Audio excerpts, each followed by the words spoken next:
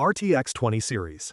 In 2018, NVIDIA put hardware into a gaming card that movie studios had been renting CPU farms for days to do. The RTX 20 series launched on the 20th of September 2018 and was the first consumer GPU lineup with dedicated hardware for real-time ray tracing. The Turing architecture added two new core types, RT cores for ray tracing calculations and Tensor cores for AI workloads. This was also the generation where NVIDIA split its branding. Cards with the new hardware got the RTX name, while weaker cards on the same architecture, like the GTX 1660 Ti and 1650, kept the GTX label. Then the launch happened. The RTX 2080 Ti came in at $1,000 and the 2080 at $700. But in traditional games with ray tracing off, the 2080 performed about the same as the GTX 1080 Ti, which had launched at the exact same price 2 years earlier. DLSS 1 was widely criticized for producing images blurrier than native resolution, and ray tracing only worked in 3 games at launch: Battlefield 5, Shadow of the Tomb Raider, and Metro Exodus.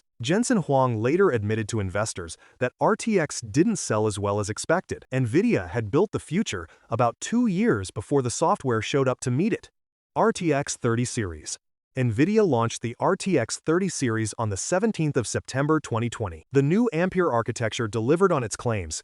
The RTX 3070 at $500 delivered RTX 2080 Ti performance for half the price, and the benchmarks backed it up. The flagship RTX 3090 replaced the old Titan line at $1,500. Then, nobody could buy one. The launch day store crashed. Cards sold out in seconds to bots, and at the same time, Ethereum mining was booming. Miners paid 2 to 3 times MSRP without blinking throughout 2021. NVIDIA added a hash rate limiter to the RTX 3060 to cut mining performance in half. Miners found a workaround within weeks. The shortage lasted well into 2022, and by the time supply normalized, the 40 series was about to launch, leaving retailers with walls of unsold 30 series inventory. That era left lasting damage. In September 2022, EVGA, one of NVIDIA's longest-running and most respected board partners, announced it was leaving the GPU business entirely, citing years of disputes over margins and how NVIDIA treated its partners during the boom. They never made a 40 series card.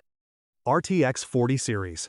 The RTX 40 series arrived in October 2022, built on the Ada Lovelace architecture on TSMC's 4nm process. The RTX 4090 at $1,600 was a genuine generational leap, roughly 50 to 70% faster than the 3090 Ti, with 76.3 billion transistors and an L2 cache 16 times larger than the 3090. What happened next was not clean. NVIDIA announced 2 versions of the RTX 4080, one at $1,200 and one at $900, built on a completely different lower-tier chip with fewer CUDA cores and less memory bandwidth. Calling both of them 4080 implied a performance parity they didn't have. The backlash was immediate. 3 weeks later, NVIDIA officially unlaunched the cheaper card, their exact word. It reappeared in January 2023 as the RTX 4070 Ti at the same $900 price. The 4090 had its own problem. The new 16-pin 12-volt high-power connector started melting on some cards, with investigations pointing to the connector being easy to partially seat, causing arcing and heat buildup under load. NVIDIA collected affected cards but never issued a full recall. DLSS 3 also debuted this generation and introduced frame generation. The GPU generates an entirely AI-created intermediate frame between 2 real ones, roughly doubling the FPS counter. Input latency didn't follow, which started years of arguments about what performance actually means. RTX 50 Series. The RTX 50 series launched on the 30th of January 2025, built on the Blackwell architecture but still using the same TSMC 4nm node as Ada, so it's not a new silicon generation. The gains came mostly from the Tensor cores and new AI features. The RTX 5080 held at $1,000, but the flagship 5090 jumped to $2,000, with 92 billion transistors, the largest count in any consumer GPU ever made. The centerpiece was DLSS 4 and multi-frame generation, where DLSS 3 could insert one AI-generated frame between 2 real ones. DLSS 4 can insert 3. At CES, Jensen Huang claimed the RTX 5070 at $550 delivered RTX 4090 performance. Reviewers found that was only true at maximum multi-frame generation on the lowest DLSS quality preset, where visual artifacts became obvious, especially when the base frame rate sat between 30 and 60 frames frames per second. Several outlets also noted NVIDIA was comparing MFG-enabled 50 series numbers against non-MFG 40 series numbers in its own benchmarks. The 12-volt high-power connector, now renamed 12-volt 2x6, had more melting reports on some 5090 configurations. NVIDIA also delayed review access for the RTX 5060, so nobody could validate value claims before the cards went on sale. Tom's Hardware summed it up bluntly: gamers are no longer NVIDIA's top priority. Quadro RTX. The card everyone associates with gaming actually launched a week before the consumer RTX 20 series to a completely different audience at 10 times the price. NVIDIA unveiled the Quadro RTX line at SIGGRAPH on the 13th of August 2018, making it the card that introduced the Turing architecture to the world. Professional visualization artists got real-time ray tracing first. Gamers came second.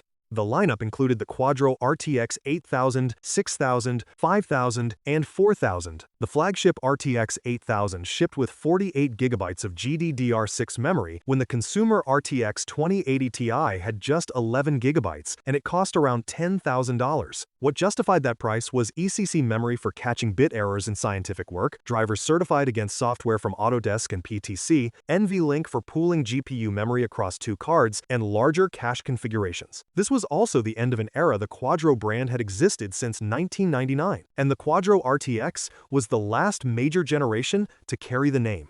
RTX-A Series. The RTX-A Series launched on the 5th of October 2020 and finished retiring the Quadro name. Professional cards simply became the NVIDIA RTX-A 6000 and A 5000. The lineup also included the A 5500, A 4500, A 4000, and A 2000. The flagship A6000 used the exact same GA102 silicon as the consumer RTX 3090, just configured differently. The 3090 had 24GB of fast GDDR6X memory. The A6000 had 48GB of slower GDDR6 because 48GB density chips weren't available in GDDR6X at the time, but for GPU rendering and massive 3D scenes, capacity mattered more than bandwidth. It also had ECC, certified drivers, and NVLink that lets you pair two cards into 96GB of pooled memory. Launch price was $4,650, roughly 4.5 times the flagship consumer card of the same generation. AMD's Radeon Pro line had nothing close at that memory tier, so NVIDIA owned the high end of professional visualization by default.